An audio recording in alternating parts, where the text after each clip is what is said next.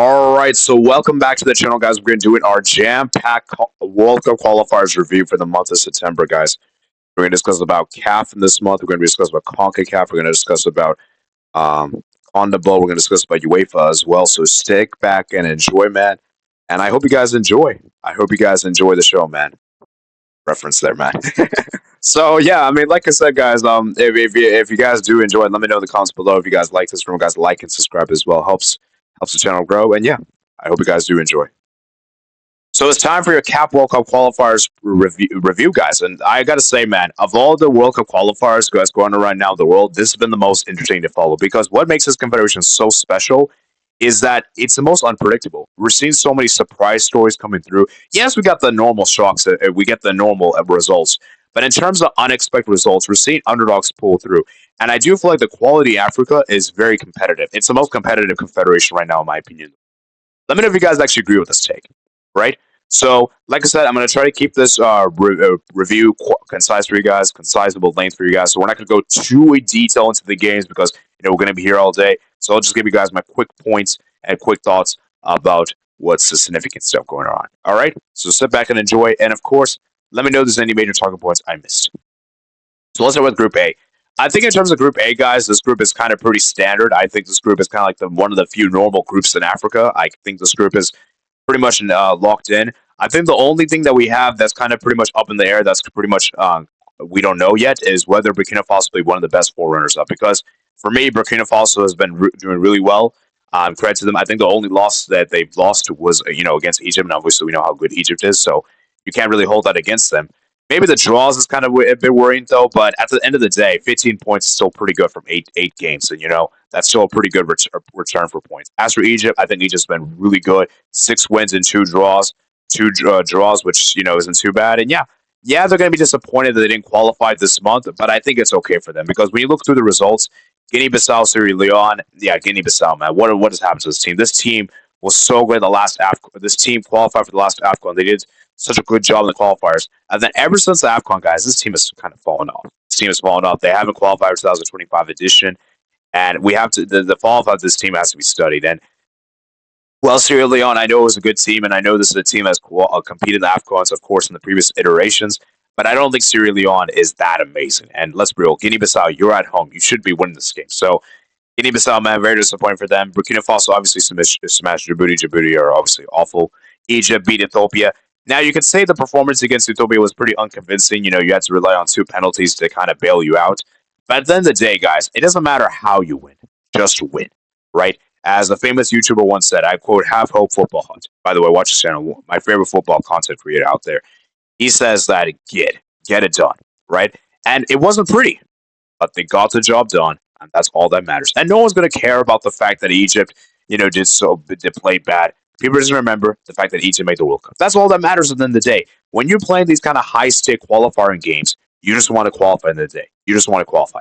And if you don't qualify, it looks bad because you're not going to have an opportunity like this until the next one, right? Because it's every 4 years, right? So for Egypt, as I said, not the best win, but a win is a win, right? Guinea-Bissau, they beat Djibouti as expected. Sierra Leone beat Ethiopia, which we expected. And now Burkina Faso, Egypt. This was always going to be a difficult game. In my opinion, this was probably Egypt's most hardest game on the road. Most difficult game. And we know how good Burkina Faso is. Burkina Faso is great defensively. Burkina Faso did as well as they could to get a draw. And I think for Egypt, while they're going to be disappointed they didn't get the win, of course, I think they had a disallowed goal, if I'm not mistaken. Egypt still is in a driving position. They're still 5 points clear of Burkina Faso. And as long as they think they win the next game in October, they're going to basically make the World Cup. So for Egypt, as I said, I wouldn't be too disappointed with Egypt if I were Egyptian, and Egyptian is looking like a great position to qualify for the World Cup. And we know the amount of pedigree they have. And they're the team with the most AFCON wins ever, right, with 7 wins. So for Egypt, of course, the standards are very high for this national team. The standards are so high that most national teams in Africa don't have that kind of pedigree. So it makes sense why Egyptians are going to be a bit disappointed. But at the end of the day, they just want to be there, and that's all that matters. For Group B, man, Togo is pretty much done. Mauritania is done. South Sudan is done. And unfortunately, Sudan is also in a bad position. They lost to Togo, which means that Sudan can no longer qualify directly. Now, I think they can still get the playoffs. but they're going to have to rely on DR Congo to slip up, which is kind of improbable. So I think it's fair to say that Sudan will not be at the World Cup next year, which was always going to be a far fetch. It was always going to be a kind of a unlikely scenario, but it would have been amazing for them given what they're going through off the field and everything like that.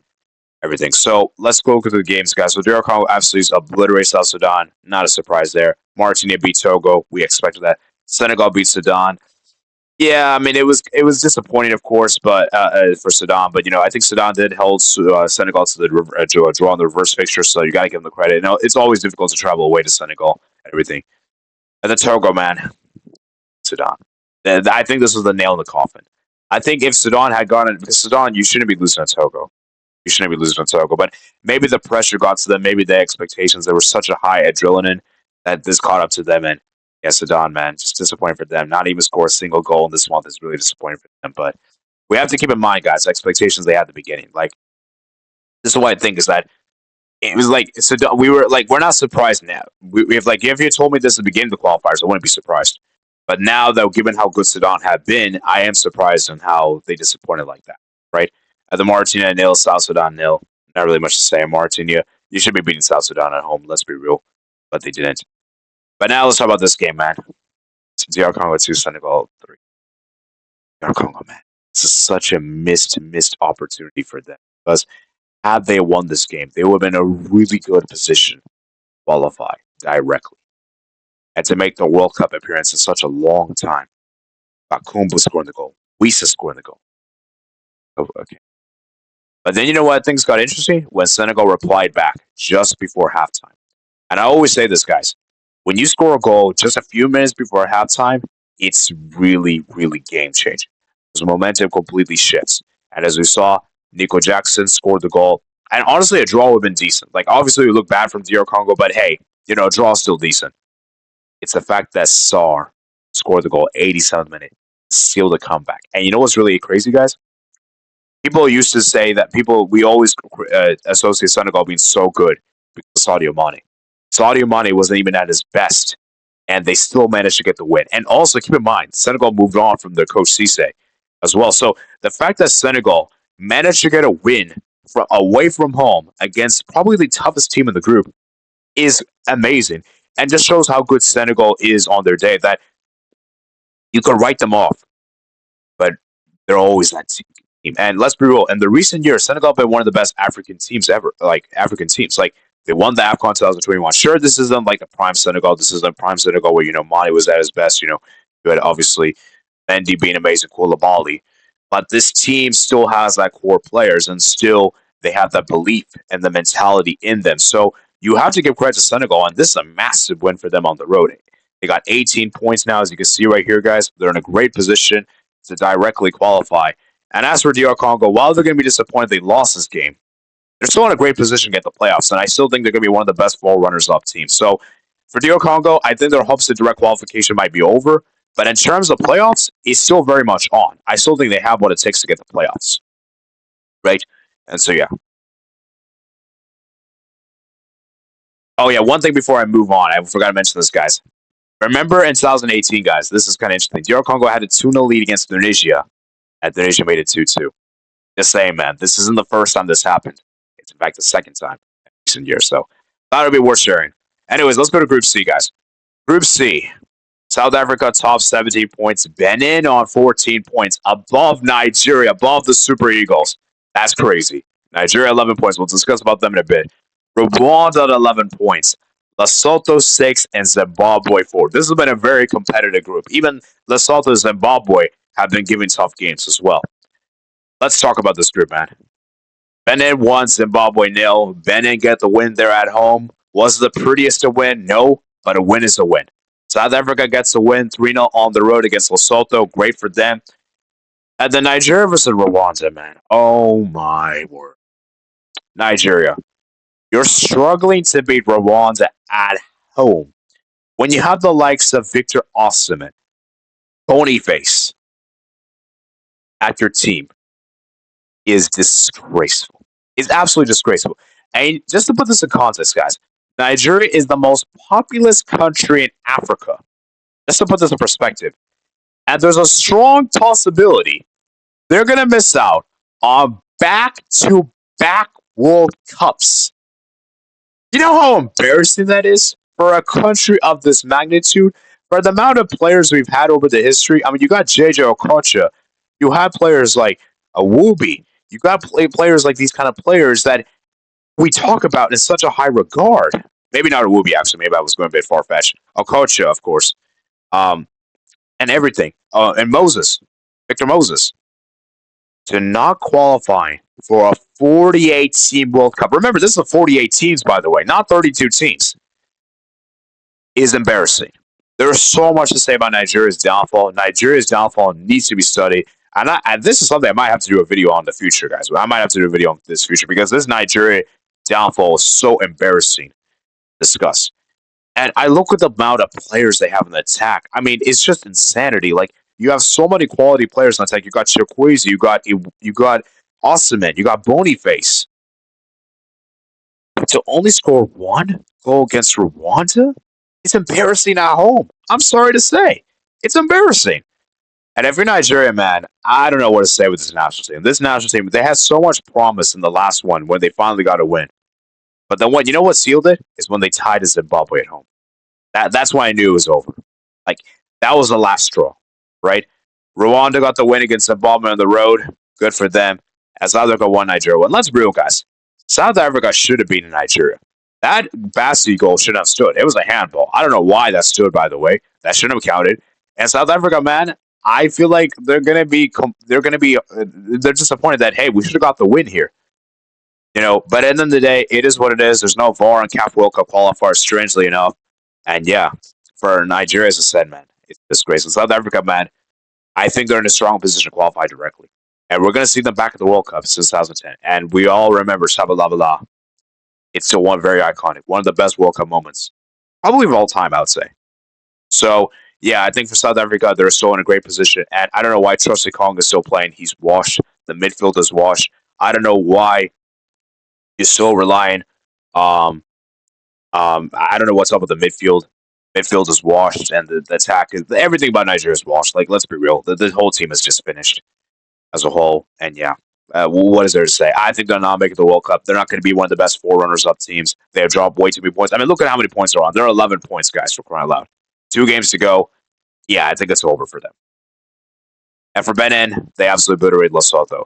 Now, we still haven't got confirmation about South Africa's 3-point deduction. We still don't know what's going to happen with that, guys. That is still up in the air. I have a feeling that they're not going to get deducted 3 points because I feel like if they would have got deducted 3 points, we would have known by now. So I will say that if we don't find out by by October, then I think it's definitely done. Like if we don't know by October, they're for sure getting those 3 points. They're not getting those 3 points deducted, right? So for South Africa, as a sad man, congrats to them. They're likely going to make the World Cup, and yeah, so we'll see. And for Nigeria, man, they better be one of those best runners-up teams because they cannot allow Benin to go above that. And you know what's really crazy, guys? Benin have Nigeria's former coach, granted war. That's all I'm saying, man. That's all I'm saying. So for Nigeria, man, you better not let that happen. And it was moved to Group D, guys. We got a underdog story among here, right, guys? Eswatini is eliminated, Mauritius eliminated, Angola, man, very disappointed for them. And Libya, man, shout out to Libya, what they've been doing with, obviously, Ali Osei says the coach has been phenomenal. Cameroon, we have to discuss about them. And Cape Verde, man. We're gonna get I'm gonna discuss about Cape Verde a lot here.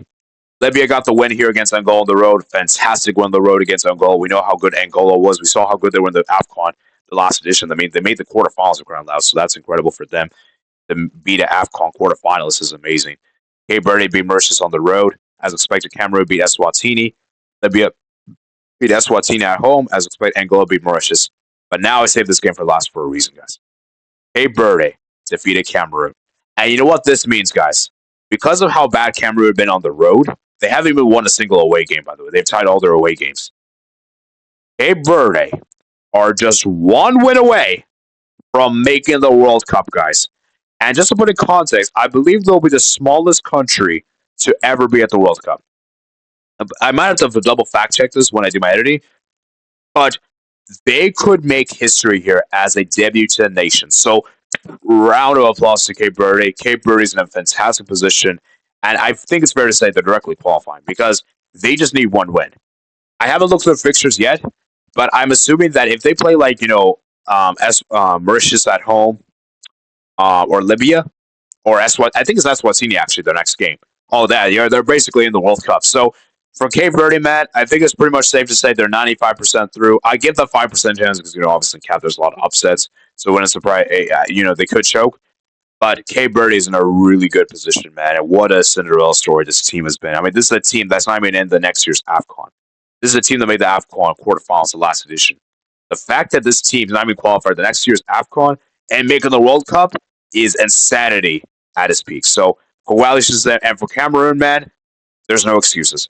To to do so bad against Cape Verde, unacceptable, and to not even win an away game for Cameroon is embarrassing. So, Cameroon, man, there's such a mess of a federation. I don't know what's going on with that. The team is just completely chaotic, and yeah, Cameroon, man, they better be at the World Cup because that team is way too stacked to not be in it. Moving to Group E, this group is pretty much done and dusted. Morocco's qualified. They won all their games. I think the only perfect nation in the World Cup qualifiers, so credit to them. Yes, I know people will say this is kind of an easy group for them, and yes, it is kind of somewhat of an easy group in their defense, but you still have quality nations. You still have Zambia there. I mean, we saw them at the last AFCON, and we saw Tanzania as well. So credit to them. And yeah, so for Morocco, was there to say they obliterated their opponents, and now the second place battle is interesting. Tanzania lost at home to Niger, though. That's really bad. Okay, the draw against Congo is decent on the road, but then to lose now in Niger is bad. And I think with this, guys, it's fair to say Tanzania, I don't think will be one of the best four runners-up teams. I don't think they will be, and I think they're done. I mean, if you're not beating Niger at home, you're just done. So Tanzania, man, you're screwed over. So yeah, not much to say. Moving to Group F, we got here is Ivory Coast, Gabon, Gambia, Burundi, Kenya, and Seychelles. So we have a very interesting here. You can see how the disparity in the teams here that it's very obvious. We have two really good teams. The rest are kind of just there. And Gambia, man, very disappointed for them. I thought Gambia would do so much better. They haven't. As you can see in the group right here, Gabon obliterated Seychelles. Gambia defeated Kenya on the road. Good result for them. And then Ivory Coast won, Burundi nil. Kenya 5, Seychelles nil, and Gambia 2, Burundi nil. So Gabon, Ivory Coast, great result there for Ivory Coast. Ivory Coast in a great position. And Gabon, man, they were so close, but I think they needed to win this game, and everything. So Ivory Coast is such a good defensive team. They got the draw that they needed, and yeah, you can't really blame them, man. So Ivory Coast got the job done, and I think it's fair to say that Ivory Coast is in a pretty strong position. Moving to Group G, we got here Algeria, Uganda, Mozambique, Guinea, Botswana, Somalia, Guinea, man. Very disappointing for Guinea. And Uganda, man. Uganda could be one of the best four runners up. And I think Gabon as well, by the way. I forgot to mention that. Gabon could be one of the best four runners up. So, I mean, looking at this right here, guys, Algeria defeated Botswana 3-1. I mean, that was to be expected. Guinea did beat Somalia, which we expected. Uganda beat Mozambique 4-0. That's a crazy result for Uganda. I did not expect Uganda to obliterate Mozambique because Mozambique's still a good nation, guys. We saw them in the AFCON. So, to obliterate like this is pretty insanity. So, I didn't expect that. That's probably the most unexpected result here. Mozambique to beat Botswana, as expected. Uganda beat Somalia, and the Guinea holds Algeria to a draw.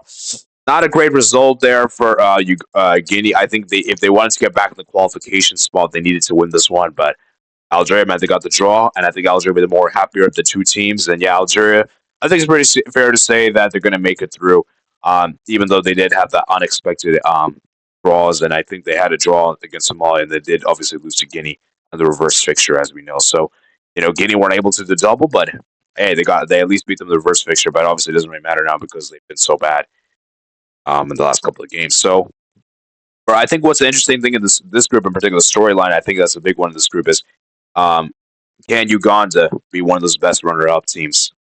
We'll have to see, man. We'll have to see. But I think they will?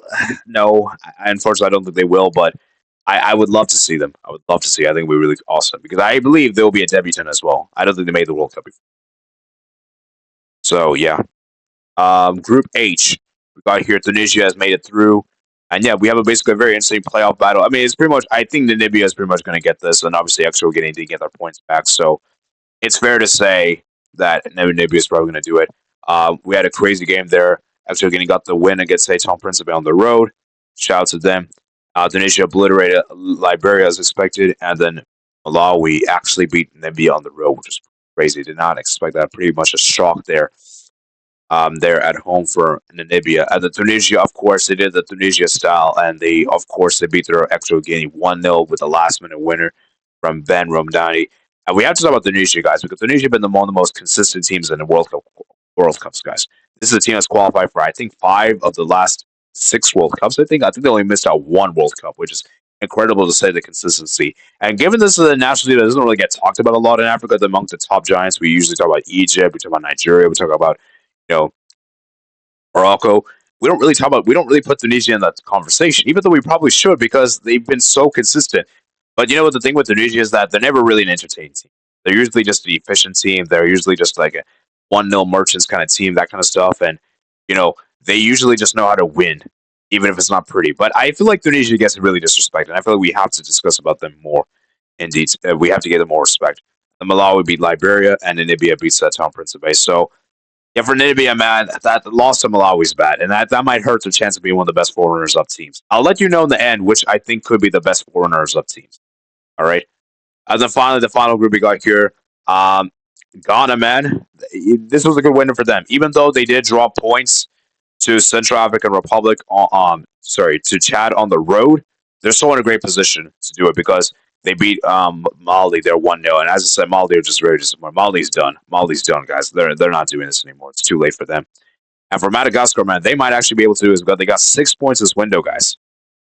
That's all I'm saying. So for Madagascar, can they actually? Because if you look at the point tally, guys, they're on 16 points, guys, which is really good to see. So now I think it's fair to say Ghana will automatically qualify. Now the question is, who will be the second place? Because I think Madagascar is in great position, and it's really crazy that Ghana still managed to make. Because at first it was going to be a really bad winner for Ghana, but they win over Mali was so massive that actually kind of makes up for the fact they draw points against Chad, which they shouldn't be dropping points to Chad. By the way, they were really bad against Chad, but they still managed to make it through because of the fact that you play Mali, who are the disappointment of Africa. Right, so we look at the four runners-up teams. So I think Tanzania is done. I agree with that. I think Benin could honestly be, but I think Benin have 2 fixtures on the final match day on the road, so I think it might be over for them. Uganda, I think could be maybe. I have to double check the fixtures, but I think Gabon is in a great position. I think Gabon is definitely going to do it. I think DR Congo for sure is going to do it. So I'll say Gabon for sure is going to do it. This is how I think it's going to end, guys. I think Gabon will be the best runner-up. I think DR Congo will be the second best runner-up. I think I'll say Burkina Faso third. And I'll go with Cameroon to be the last runner-up team at the top four. But guys, it is so close. As you can see how close it is. I mean, we're literally separating by goal difference. That's how close this table is. So I could be very wrong on the final 2 match days. We have so much at stake, guys, and I'm really excited to see how CAF World Cup qualifiers end. So I hope you guys did enjoy this recap from me, guys. Like I said, let me know in the comments below if I missed any major talking points, and I'll see you guys on the next one, man. Out. So now it's time for the CONCACAF section of the World Cup qualifiers review. So starting with Group A, we got Suriname at the top of the group with 4 points, which is kind of surprising because I actually believe I predicted them third in the group. I predicted them third. El Salvador, 3 points, kind of like I predicted them bottom, they're now second, which is pretty good.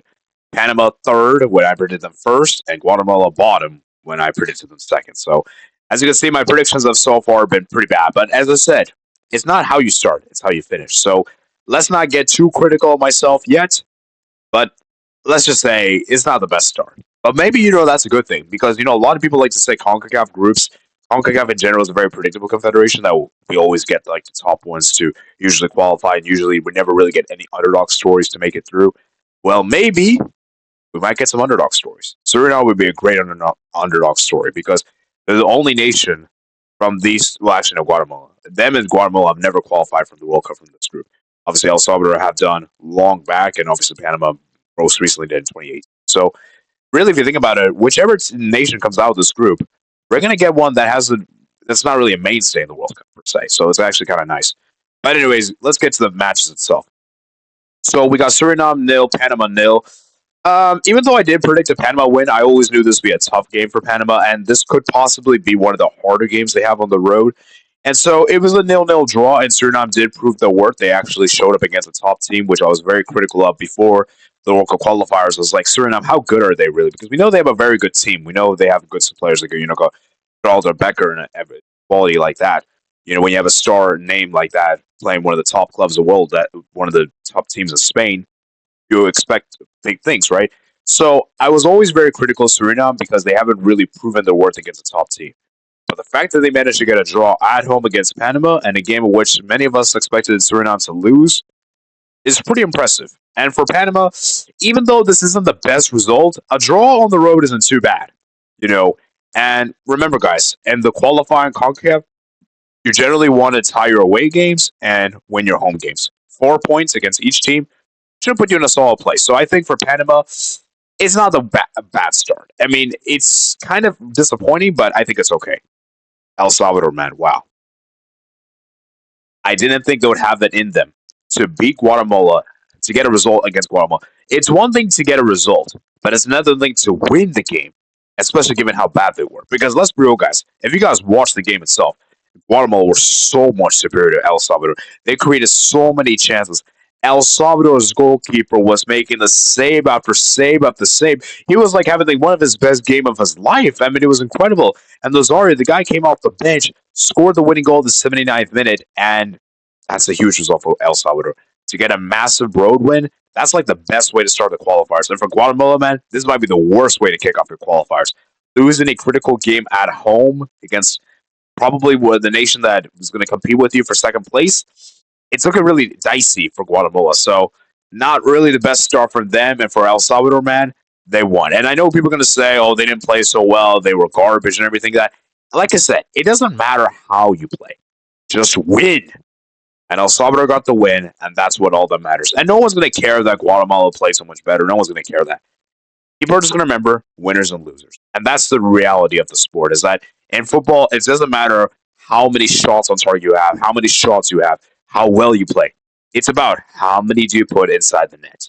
And if you put nothing, you've got nothing to prove it. So that's the cruel reality of the sport. And that's why I hate when people say, oh, it's a deserved or undeserved. No. Nothing is deserved or undeserved. It doesn't happen.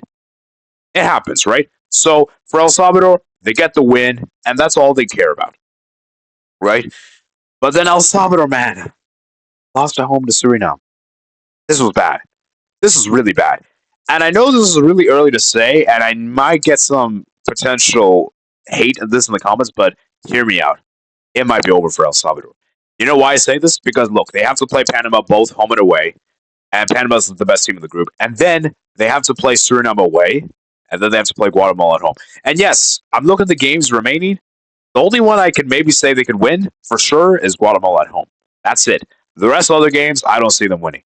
Maybe they could pull some draws. I wouldn't rule that out. But in terms of wins, I don't see them winning.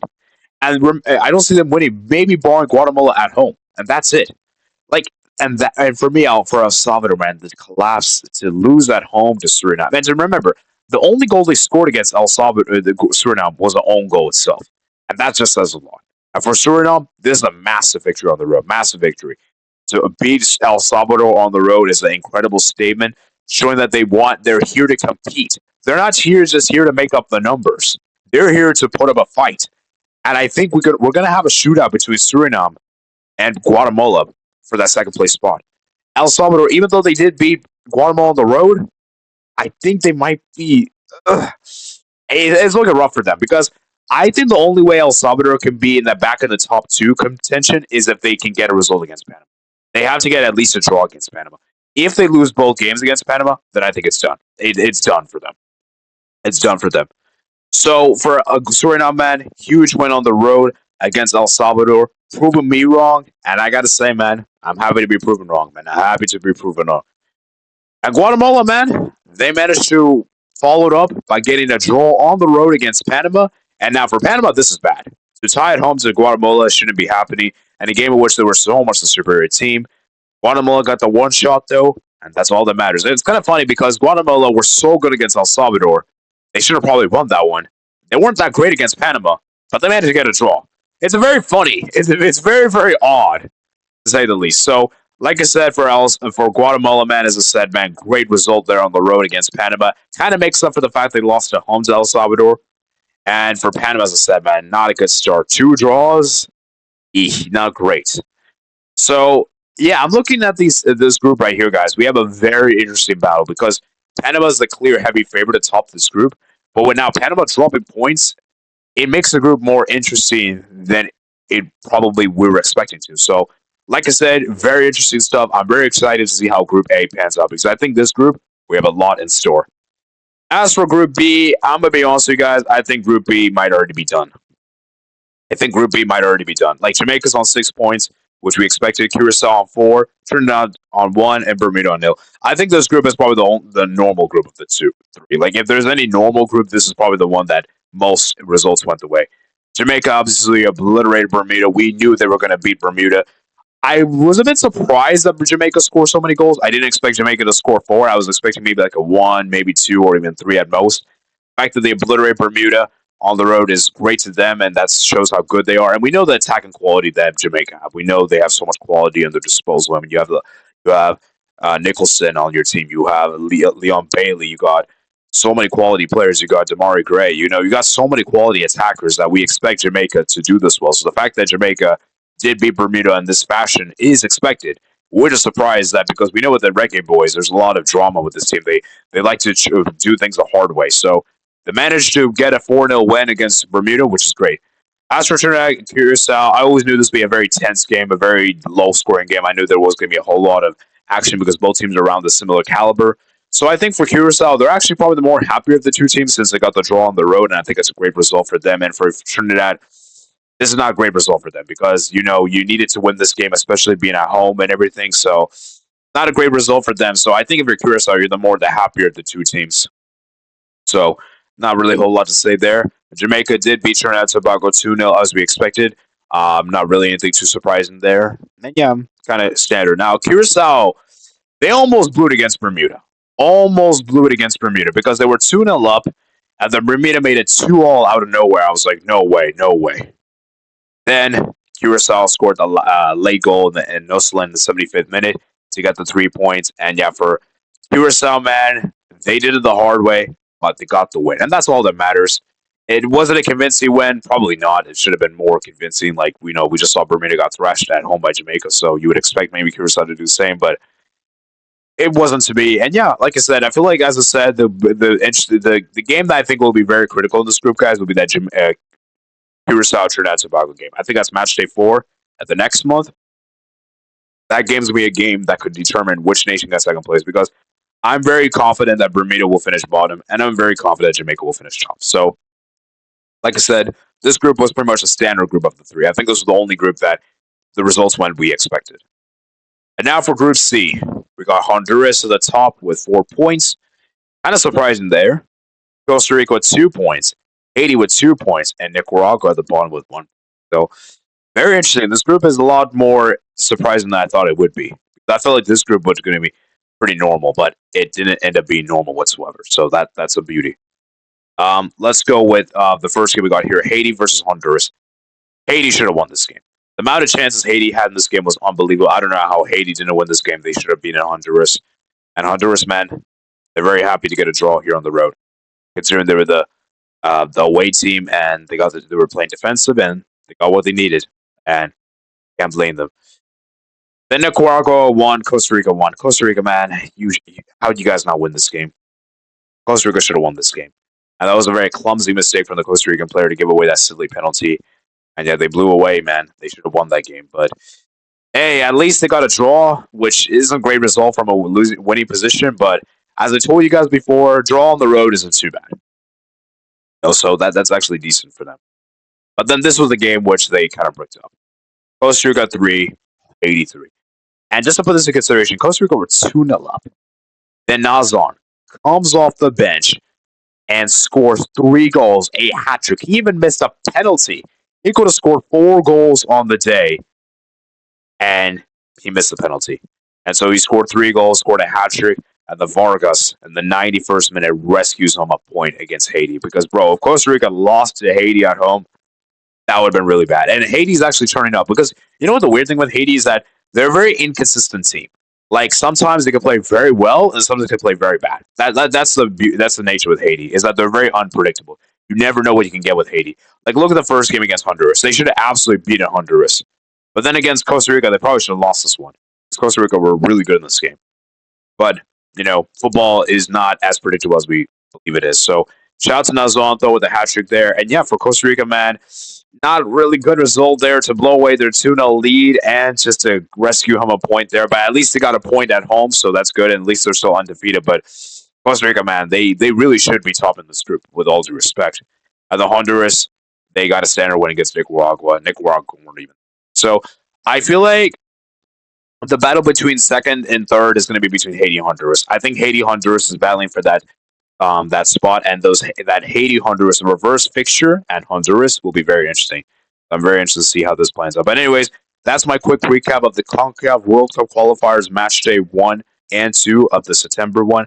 Let me know in the comments below if there's any major talking points. I try to make as concise as I can. Of course, I know there are things I probably missed, so feel free to let me know in the comments if I missed any major talking points. And yeah, that's going to be pretty much about it, guys. So I figure since we just ended the CONEMBOL World Cup qualifiers, I think it'll be more interesting we look back at my predictions I made rather than discuss about the matches itself. Since let's be real, most of the matches on the final match, 2 match days, were already dead rubbers because we had like Argentina already qualified, Brazil already qualified, Ecuador already qualified, you know, and Colombia were 95% through, and Uruguay were pretty much 95% through, and Paraguay. Really, the only interesting thing we had the final match days was really the Bolivia and Venezuela, which we'll get to in a bit. And so, like I said, I'm not. It wasn't anything like that exciting for me, so that's why I figured it'd be more interesting we discuss about how I did my predictions I made back all the way back in 2023, pretty much 2 years ago on this day. And yeah, we're gonna go ahead and do this, guys. So like I said, man, we're going to go ahead and start. So let's start, man. Let's start with 10th place. We're going to go ahead and go from chronological order from bottom to first. So coming in 10th place, guys, I have is Bolivia. We know Bolivia. All right, so I predicted Bolivia bottom. This was a brick take from me. Now, to be fair, in my defense, I didn't think Bolivia would be this good at home. And to be fair, I was partially right. They were not good on the road. But I think the one thing that we have to take consideration is the fact they got that away win. That away win against Chile was so massive. Because had they not beaten Chile on the road, they would not have got the playoff spot. That was instrumental. And obviously them defeating Brazil as well. So for me, for Bolivia, I got this one wrong. But to be fair, I think this was one a lot of people got wrong. So I am disappointed, of course, but I'm not too fussed about this one. This wasn't like, even though it was a bad one, I think this is one that many of us expected, right? And also, remember, we're just really funny, guys. The last time Bolivia made the World Cup, 1994, and guess which country was hosting it? United States. The next World Cup is hosting the United States. Guess which country could make it? Bolivia. They're in the playoffs. That's all I'm saying, man. That's all I'm saying. Anyways, let's move to 9th place. We're not going to go through the entire video. Let's just hear what I say for 9th place. Be a very controversial take, and I might get a lot of abuse in the comments below. Hear me out, though. I feel like for me with Peru, they're just regressing. I think Gareca's. So I called Peru for 9th place, and they did finishing 9th. I'm not surprised. I actually called this one perfectly, and this was kind of a controversial pick because I think a lot of people didn't pick Peru to finish 9th. A lot of people probably predicted Peru to maybe get the playoffs or maybe 6th at best. And the fact that they finished 9th is pretty disgraceful, pretty embarrassing, given the caliber of players they've had, given how good they've been in recent years, making the World Cups, making the Copa America finals, and everything. But they've just kind of fallen apart. Ever since Gareca left, they have not been the same, and yeah, they've just been washed. By the way, I'll leave a link in the original description below if you guys want to see my original prediction. But yeah. So 9th, Peru. Who I predicted for 8th place? I have it as Paraguay. Paraguay, for me, is a national team that a lot of people have been hyping up. And I feel like, for me, this Paraguay national great. So I picked Paraguay 8th place. Now, this was a brick call for me. Now, in my defense, as I said, Paraguay were not good at that time. Remember, they were so bad. They had one of the worst Copa America campaigns of all time, where they couldn't even score. They finished bottom of the group, even below Costa Rica, which was embarrassing. And I think for Paraguay, the thing that really saved them was the fact that Gustavo Alfaro came in. I think it's really funny, guys. If Paraguay actually had a decent Copa America or wasn't that garbage, they probably would have finished 8th. I still stand by this. I think the fact that Gustavo Alfaro came in midway through the qualifying cycle gave them momentum Paraguay needed to automatically qualify and to finish in 6th place, which is actually pretty incredible to say the least. So, yeah, I think for Paraguay to finishing 6th from all the way from being the dumps at the bottom to being 6th is incredible. That's incredible. You have to give a lot of credit to Gustavo for what he's been able to achieve. So, shout out to Paraguay. They're back to the World Cup for the first time since 2010. Good to have them back, man. It's good to have them back.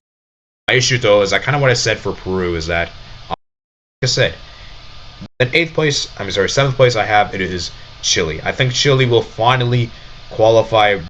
What a horrible prediction. What was I thinking at this time? Yeah, this was a horrible prediction for me. I predicted Chile to finish seventh, and they ended up finishing bottom of the CONMEBOL World Cup qualifiers. This is crazy. The downfall of Chile has to be studied, guys, because this is a team that won two Copa Americas in a row. We're making the World Cups 2014 and 2014 to now missing out on three World Cups in a row, and to be bottom of the World Cup qualifiers and to lose to Bolivia at home. It has to be studied. There has to be like some what has happened to this national team. This national team has fallen off so badly. You have the likes of Alexis Sanchez, then you have the likes of these players to now this. I mean, it's just embarrassing. Alexis Sanchez, Gary Medel, and these players are still playing for the national team is disgraceful. Chile needs a younger group of players. Same with Peru. Both are finished, and yeah, I actually predicted Chile seventh, which is disgraceful. So far, guys, 1 out of 4. 1 out of 4. Not looking great for my predictions. Be back at the World Cup after missing out in the last two editions, 2018, 2022, and I just feel like for Venezuela, I think Venezuela, you have to do it this edition. Like this World Cup has been expanded. And fun fact for you. Yeah, this was a very hopeful prediction, very optimistic prediction, and they, of course, fell short. They finished eighth place, and I kind of had this feeling that Venezuela could maybe choke, And what's really interesting, guys? Before the final match day against Colombia, they hadn't lost a single home game. Guess what? Lost 6-3 at home. Colombia. They absolutely collapsed. It was so embarrassing, so disgraceful. I think the pressure got to them, and they ultimately capitulated. And Venezuela, man, they were so close. And unfortunately for them, they just missed out. And you know what really cost them? The fact they hadn't won a game for so many. I think before the Copa America, they hadn't won a game after the Copa America until recently. When, of course, they beat Bolivia at home. But ultimately, they just fell short. And I just think that for Venezuela, as good as their home form was, their away form was abysmal. Sorry, Venezuela. They're not making the World Cup, guys. They're not making the World Cup. And it's really sad because they're still the only CONMEBOL nation to never play at a World Cup. And it remains true. It remains true, man. So, yeah, I break this one up. And yeah, so 1 out of 5, man. 1 out of 5. Guys, Venezuela is the only nation in CONMEBOL ahead of Peru, and they just couldn't finish. So they had a. So fifth place, I predicted Colombia. Now I believe Colombia. Let me actually double check where they finished. I think they finished third. I think right. Let me just double check. Yeah, they finished third in the qualifying cycle, guys. Incredible for them. So Colombia, man, they had a really good momentum. They were in a really good momentum before the Copa America. They kind of fell off after the Copa America, which is why they kind of languished to third when they probably should have been second. But they had a good way to round off, by destroying Venezuela 6-3 emphatically. So that goal difference alone was enough to put them in third place. So yeah, for Colombia, as I said, man, I kind of underestimated them, to be honest with you. I think this was kind of like the first one I underestimated, besides Bolivia, of course.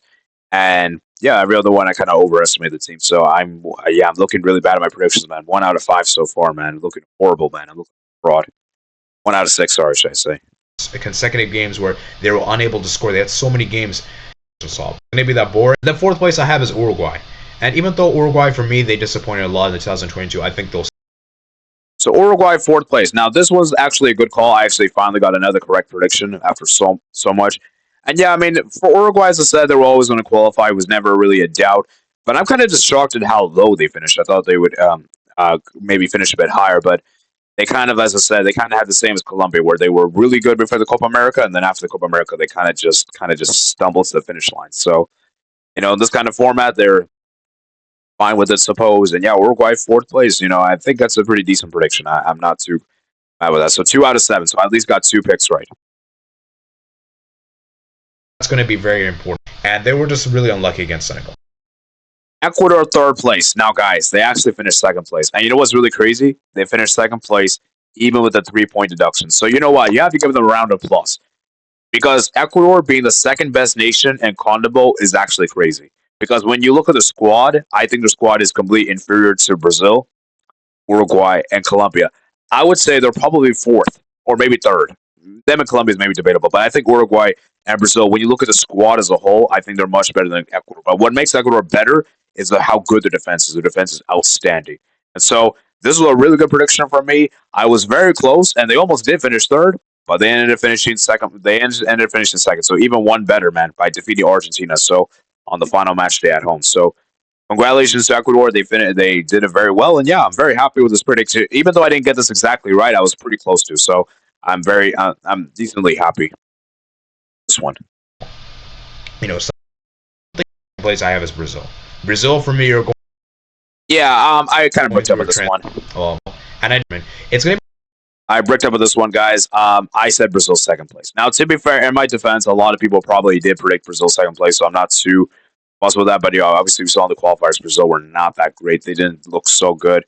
But they kind of had a strong finish in the end. They finished in the fifth place, which is kind of crazy because in the old cycle, they would actually go into the playoffs if you had the old format. But the new format, they didn't have to worry. So Brazil very kind of somewhat maybe fortunate that the fact that the World Cup did expand to the fact that they didn't have to worry. Like they would have to be in the playoffs in the old format, which is crazy. So Carlo Ancelotti, man, he's a lot of work on his hand, and let's see what Brazil can do, man. And then obviously first place, I predicted Argentina. So let's just to show you guys a recap right here, guys. So I predicted Bolivia 10th, Peru 9th, 8th Paraguay, 7th Chile, 6th Venezuela, 5th Colombia, 4th Uruguay, 3rd Ecuador, 2nd Brazil, 1st Argentina. So I only got 2 predictions correct out of the 10, which means I got 20%, which is really bad. But to be fair, there was a lot of close ones. Like I was close with Ecuador. I got 3 correct because I got Argentina first. So I got 30%. I was close to Argentina. I was way off with Brazil. Brazil ended up finishing 5th. I was correct with I was nearly correct with Ecuador. They finished second. Uruguay finished 4th as predicted. Colombia did finish 3rd place, which is pretty good. And then Ecuador finished 2nd, as I said. And then basically the bottom 4 is what really messed up for me. That really messed up. So overall, guys, I think I did a decent job with my predictions. It wasn't the best. And remember, guys, this was made 2 years ago, so I had some good ball knowledge. I think the prediction that I'm most proud of is the fact that I called Peru, Ecuador 3rd. I think that was a really good call, and I'm very happy with that. So there you guys go. Hope you guys did enjoy me reacting to my predictions. How many predictions did you get right? Remember, if you guys can go back and see your predictions you made a long time back, let me know in the comments below. And yeah, man, hope you guys did enjoy.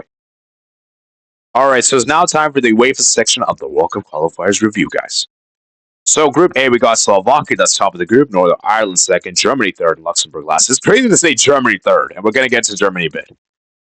So Northern Ireland, they got the win against Luxembourg on the road. Luxembourg is finished, guys. Luxembourg is done. Luxembourg is finishing bottom. It's done. Like Luxembourg is doing nothing. I don't see any hope for them to do. Them, and even though they had a really good game, we'll get to them in a bit later. But yeah, I think Luxembourg is done. Slovakia 2, Germany 0. And guys, this is actually history in the making here. This is the first time Germany have lost a World Cup qualifier game on the road. And I believe this is the first time Germany have even lost a World Cup qualifying game in general. Germany lost to Slovakia. Now, we have to put this in perspective, guys. Slovakia is of a national team that is always great against the top teams. I mean, remember at the Euros, guys, Slovakia were literally a few minutes away from knocking out England at the Euros. And it didn't take all the way until Jude Bellingham scored a bicycle kick to save England. Right? And for me, this was probably one of Slovakia's best days in history. Anko scoring the goal, Stretchlich, the goal there. And yeah, Slovakia, man, this is history in the making here. And for Germany, as I said, man, really bad. Really embarrassing. Well, I mean, it's sad.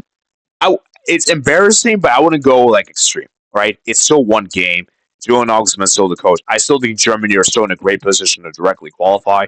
And for Germany, as I said, man, it's just a bad game. But things have to be addressed about this Germany team. I don't know why Goretzka's playing the number 10. I don't know why Gnabry's still playing. These guys are absolutely washed. They shouldn't be anywhere near this team. And for Germany, as I said, man, your goalkeeper's a problem, right? And it's getting to the stage that Neuer is actually contemplating returning to the national team because you guys don't have a stable goalkeeper.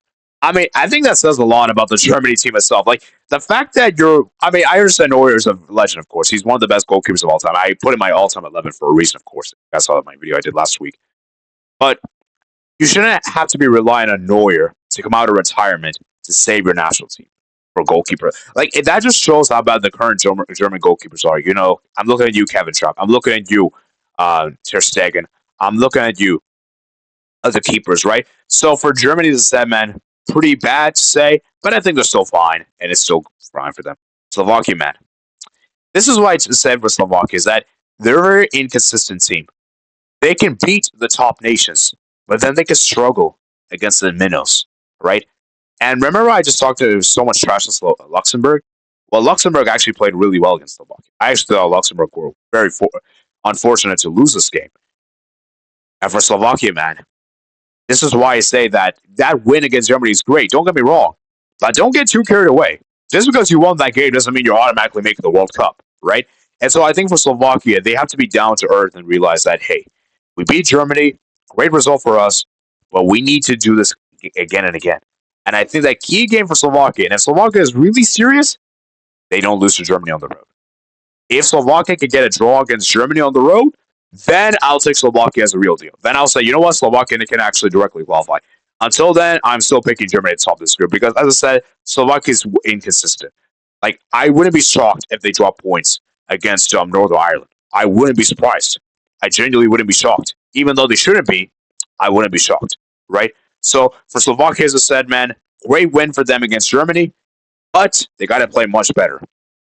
And for Germany, as I said, man, to concede to Northern Ireland at home was pretty bad.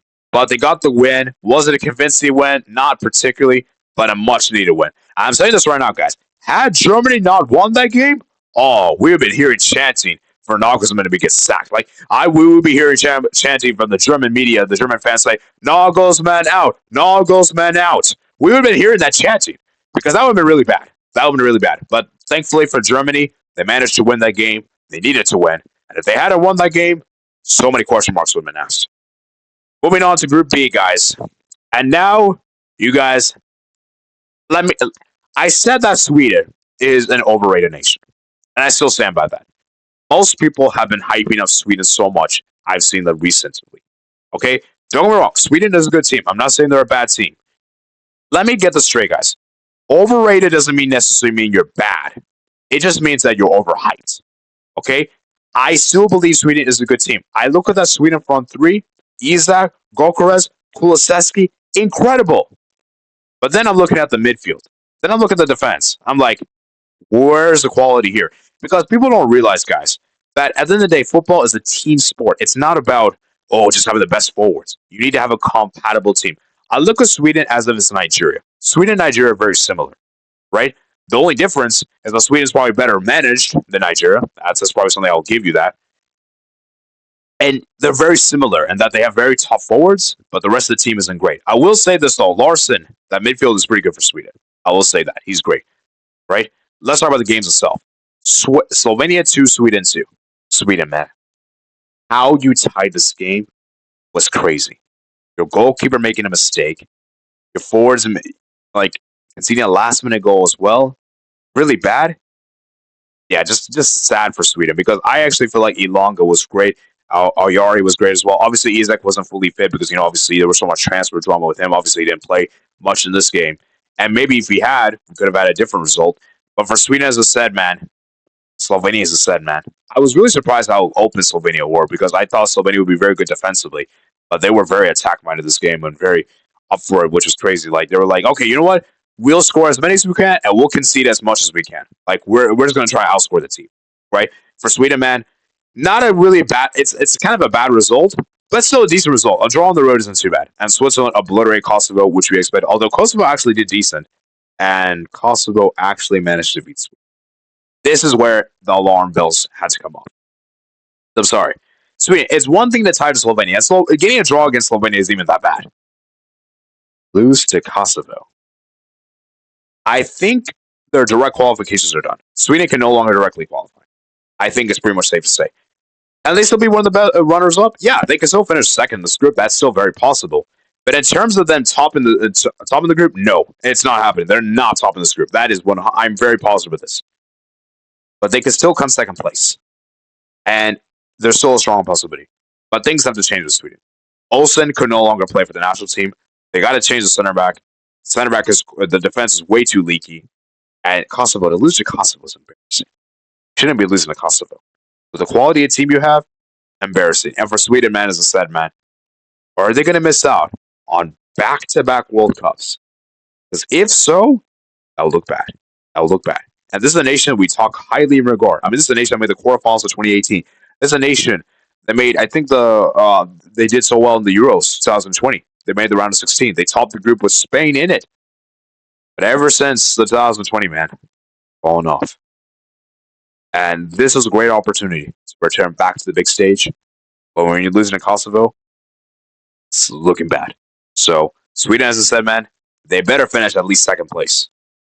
And Switzerland, of course, they obliterate Slovenia, which maybe it's a bit of a shock that, but as I said before, guys, Slovenia's defense is all over the place. So maybe it's not that surprising. For Switzerland, as I said, man, we'll have to see because I feel like, yeah, they got the 2 wins, but I feel like they haven't been as convincing as maybe the score suggests. We'll see how Switzerland does against Sweden. That's going to be the big one. And let's see if Switzerland can do something. For Sweden, they have to get something against Switzerland.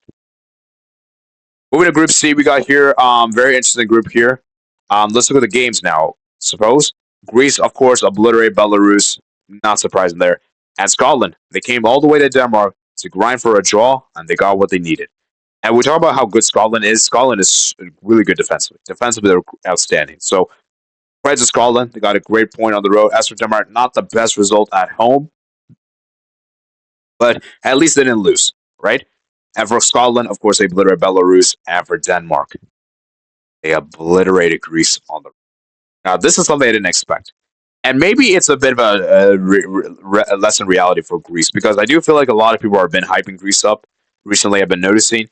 And don't get me wrong, Greece have been great. I really like this team. It's a very young team, but I do feel like Greece don't have the experience. And remember, guys, as an international football, experience is what really matters more than, your young team and all that, right? And so for Denmark, as I said, they got a huge win on the road, a massive win for them.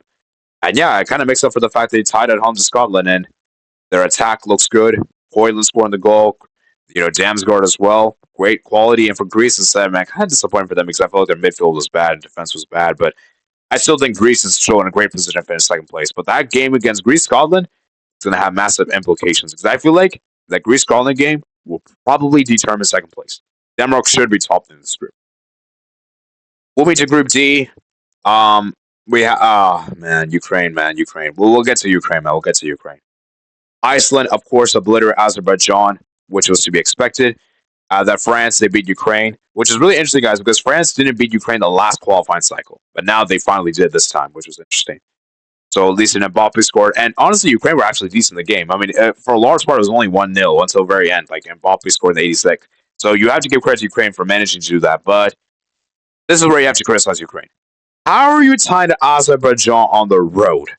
I'm sorry, Rebov, the coach for Ukraine, has to get sacked. He has to get sacked. I mean, you cannot be tied to Azerbaijan on the road. You shouldn't be doing that. With the quality of players in your team, you shouldn't be doing that. So for Ukraine, man, absolutely disgraceful, embarrassing. And yeah, maybe this is a good thing for Ukraine, though, so they can finally move on there from Rebov, the coach. And France actually narrowly beat Iceland at home, which is kind of surprising. Iceland actually held their own and very much in the game and actually were leading against France at some point. But obviously, we knew France were too good to lose. So France obviously did the comeback. But we know France will obviously qualify for sure. And yeah, we basically have a battle between Ukraine and Iceland. And Iceland, man, if they can beat Ukraine at home, that's going to be a big statement. Big statement.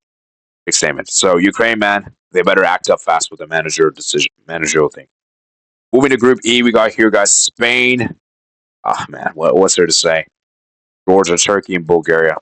Georgia 2, Turkey 3. What a game this was. Of course, it was always going to be one of the games. This is one of the best games we saw in the Euros last year. And I was kind of disappointed how Georgia played this game. I felt like Georgia, being at home, I would think they would do much better. But Turkey were so clinical in the counterattacks. They got the 2 goals there.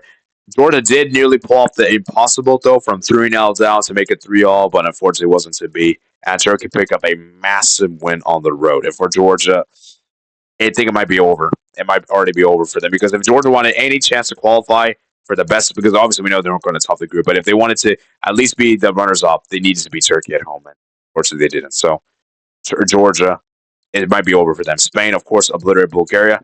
Georgia obliterated Bulgaria as expected, but then Spain. To beat Turkey 6-0 on the road is insanity. And Mikel Moreno scoring a hat-trick is quite insanity. Pedri in front. This Spain team is so fun to watch, guys. Like the intricate football that Spain play is so unbelievable. The attacking qualities they display is so insane. And for Turkey, as I said, man, I mean, Montella, what do you think with your tactics? Why are you playing so open against Spain? I mean, this is the best European team, man. You shouldn't be playing this open against this team. It's so stupid from you, from a tactical point of view, from a manager point of view. And you better be happy that you beat Georgia on the road, because had you not beaten Georgia on the road, this would have been a disastrous window for you. Disastrous. So for Turkey, as I said, man, really stupid tactically. But I think Turkey's still in a good position against the second place because, as I said, they beat Georgia on the road, and that was massive. So if they hadn't beat Georgia on the road, maybe it would have been questioned then. Group F, Portugal, of course, in cruise control. But then the second place battle is where things get interesting, guys. And we're going to discuss the second place battle here. Portugal obviously obliterate Armenia there at the Hungary, man. They had a 2-0 lead against Ireland, but then Hungary went down to 10 men. Of course, go down to 10 men. You're naturally going to be more defensive, making the home team be more aggressive, and leading to Ireland nearly pulling off the win here. They actually made a comeback here to make it 2-all, and they almost won this game. So for Hungary, as I said, you know what? Down to 10 men to get still a point is not too bad. I mean, even though they did blow their 2-0 lead, to be a man down and still get a draw, you know what? I think that's decent for them. That's decent in my opinion, right? Armenia did defeat Ireland, which is pretty crazy. Ireland should not be losing that game. I mean, you know, it's crazy. Ireland did so well against Hungary, but then they couldn't follow up against Armenia. Really disappointing for them. But I still think Ireland and Hungary still the main battle for second place. But for our Armenia, man, massive win for them at home. And for Hungary against Portugal, man, Portugal, kind of a shaky win. I thought Portugal would do a little bit better there, but they managed to kind of scrape through with the win there away against Hungary. So, but we know what Portugal, guys, they have so much quality in this team. They're going to qualify, of course. But for Hungary, as I said, man, they were so close to getting a draw. And had they got a draw, that would have been really good for them. But it is what it is. But for Hungary, as I said, man, I still think they're the best team, the second best team in this group, and they should be getting second place. But we know Hungary, ever since the Euros, they have not been the same. So we'll see if Hungary can live up to that time. For Group G, man, yeah, we have to stop with this one, man. Lithuania won, Malta won. Lithuania should have beaten Malta. The fact that Lithuania didn't beat Malta is pretty disappointing, but they at least got a draw there at the end with the last minute penalty there, late penalty there, and yeah. Netherlands won, Poland won. I'm sorry, Ronald Koeman needs to be sacked. How are you tying at home to Poland?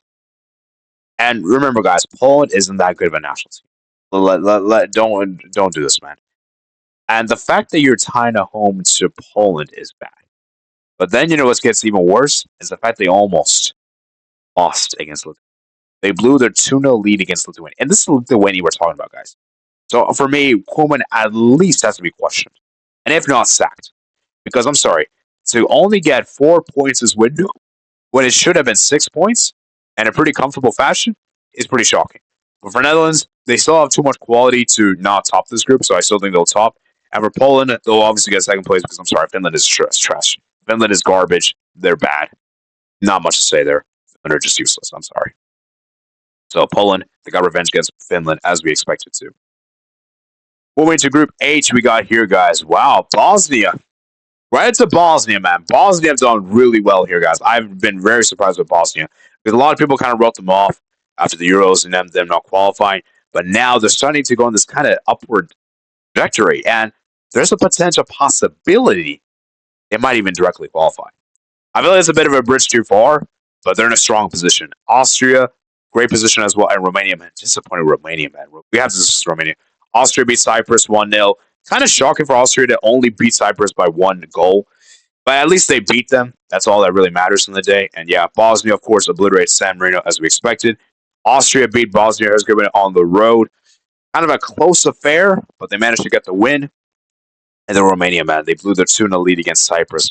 But Romania do have the Nations League playoffs, which is kind of nice for them. But remember, guys, you don't want to rely on the Nations League because if you make it through by the Nations League, you're going to be pot 4 for the world, pot 4 for the Nations League, pot 4 in the draw, which pretty much makes your chances of qualifying very slim. So for Romania, as I said, I wouldn't be relying on the playoffs. I wouldn't not rely on the Nations League because yes, it's kind of a nice cushion to have, but at the end of the day, you're taking it for granted.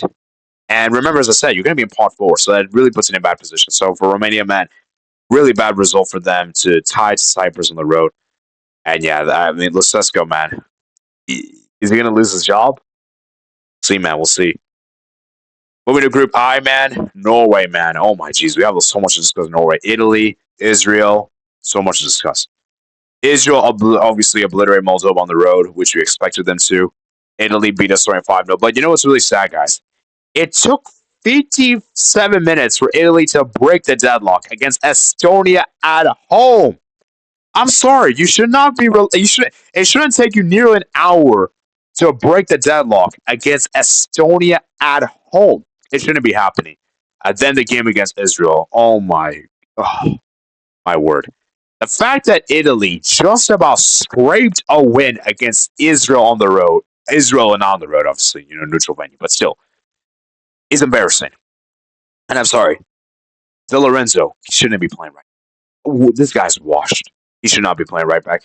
I'm sorry. I know Italy. I know people are going to try to defend Italy, say, "Oh, look, they had 2 own goals and everything." I'm sorry. To be struggling against this team, which I'm not going to get into because we know what this team has done off the pitch, which I'm not going to get into, is really embarrassing. So for Italy, luckily they won. Oh man, I think it's fair to say that Italy's not directly qualifying. They're not directly qualifying. They're going to have to be the one of the best. They're going to be one of the runners up at best case scenario. All right, and Norway, bro, they absolutely smashed Moldova 11-1. That is crazy. To smash Moldova 11-1 is insanity. And Moldova is actually a good team, guys. They're not this bad as we make them out to be. I mean, this is a team that gave Poland a game at the Euro qualifiers. This is a team that did decent. So the fact that Norway scored 11 is insanity. Bro, that is insanity. And yeah, Norway is definitely top in this group. They're 100% qualified. I mean, look at the goal difference, guys. Plus 21 goal difference. Yeah, they're definitely qualifying, without a doubt. I'm pretty safe to say. Moving to Group J here, I think it's pretty standard right, guys. Here we got a three-way battle between North Macedonia, Belgium, and Wales. And yeah, looking at this group of guys, Wales got the win against Kazakhstan on the road. I think they've been doing a decent job. I think they're starting to rebuild, and I think Wales getting the win there against Kazakhstan is always a good win there. Kazakhstan's kind of a good home nation, so the fact that they managed to get a win there is pretty nice for them. It wasn't the most convincing win, no, but the win is a win. Belgium, of course, obliterated Liechtenstein as we expected. North Macedonia obliterated Liechtenstein was and Belgium, of course, they demolished Kazakhstan, as not surprising. So really, this group, not really anything too surprising there. I think maybe the only surprising thing is maybe the Wales-Kazakhstan game. Maybe Wales should have scored more, but at the end of the day, Wales got the win, and that's all that really matters. So we basically have a two-way battle between North Macedonia and Wales for that second place spot. That'll be interesting. What happens when Wales, I believe, hosts the game? When Wales get the Wales host. Interesting. Group K, man. Albania, man. You guys might have got saved, and England did you a massive favor. Serbia beat Latvia 1-0, which was to be expected. Kind of surprising, though. Serbia only scored 1. They should be scoring more. But yeah, England beat Andorra 2-0. And I remember a lot of people were critical about England say, how do you only beat Andorra 2-0? But as I said, guys, it's just about winning at the day. And we're going to get to England back again. Now, Albania beat Latvia 1-0. Not great for them, but at least they got the win. Very unconvincing win, though. Latvia's actually given good games. And for Serbia, man, oh my word with Serbia. Guys, Serbia, for me, ever since the World Cup 2022, I've not trusted this national. And yes, recently they have improved their defense. Their defense has been pretty outstanding, but their attack is really dead. When in the World Cup, it was the other way around. Their defense was all over the place, but their attack was fire. So for Serbia, as I said, man, to lose 5-0 at home to England is embarrassing. And England, let's be real, have not even been that great in the qualifiers. England have been subpar. So the fact that you lose 5-0 at home is really bad. And for Albania, they're very happy with this result because now Albania is 1 point ahead of Serbia, and that makes that Albania-Serbia game, I think it might be next month. I'll have to double check when I do my editing. That game is going to be so massive. If Albania beats Serbia, I'm just saying, man. I'm just saying. So, yeah, for England, as I said, man, great win for them, and I think that silences the England haters, that if there was any. Moving to Group L right here, guys. The following group we got here: Croatia on 12 points, Czech Republic 12 points, Islands, Montenegro 6 points. So Croatia, of course, beat Forlans 1-0. It's kind of surprising they only beat them 1-0, but I think Forlans are starting to improve, so credit to them. The Czech Republic beat Montenegro 2-0. And Forlans beat Gibraltar 1-0 on the road, and Croatia beat Montenegro 4-0 at home. So there you have it, man. That is the World Cup qualifiers recap for you guys for the month of UEFA, man. Hope you guys enjoy this recap. Let me know in the comments below if there's any major talking points I missed and try to be as concise as I can. Yeah, hope you guys did enjoy. And I'll see you guys in the next one, man. Peace out.